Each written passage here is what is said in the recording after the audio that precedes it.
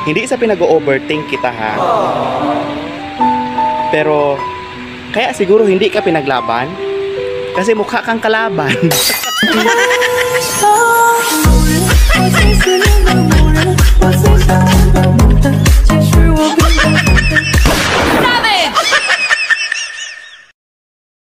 Kapag pinagchichismisan ka, dapat proud ka kasi special ka sa kanila.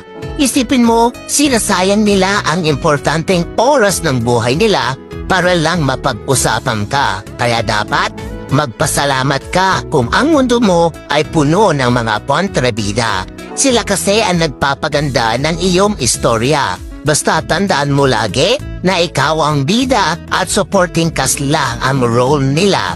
Tandaan mo, huwag kang matakot sa patay, matakot ka sa iyong kapitbahay na lagi nakasubaybay sa iyong buhay. Ginusto kong maging tahimik dahil umiiwas ako sa gulo. Pero wag mo kung sanang mamasamain kasi hindi mo alam kung anong kaya kong gawin.